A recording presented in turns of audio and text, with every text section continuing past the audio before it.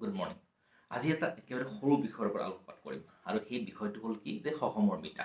বৰ্তমান আমি যিবিলাক সমস্যাৰ মাজেদি গৈ আছোঁ আৰু এই সমস্যাবিলাকৰ সৰহভাগৰ সমাধান কিন্তু আমি যদি আমাৰ একে মানুহখিনিৰ প্ৰতি আমি সহমৰ্মিতা প্ৰদৰ্শন কৰোঁ।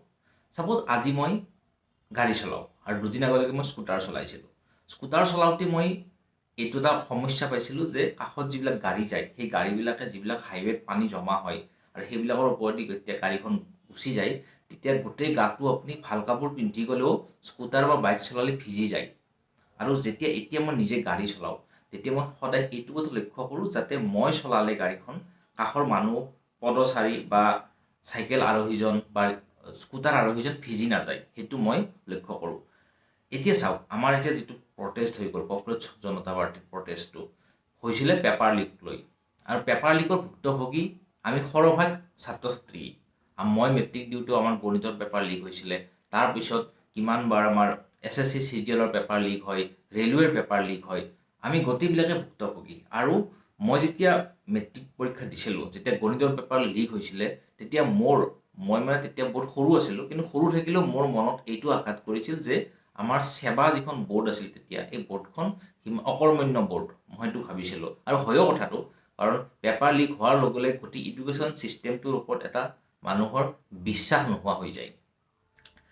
আজিৰ যিবিলাক মিনিষ্টাৰ, ছাপ'জ ধৰ্মেন্দ্ৰ প্ৰধান হওক বা আমাৰ যিবিলাক মিনিষ্টাৰ আছে, এই মিনিষ্টাৰবিলাকো এটা টাইমত এইবিলাক সমস্যা পাইছে, কিন্তু তাৰ পিছত তেওঁলোক কি হ'ল ধনী হৈ গ'ল।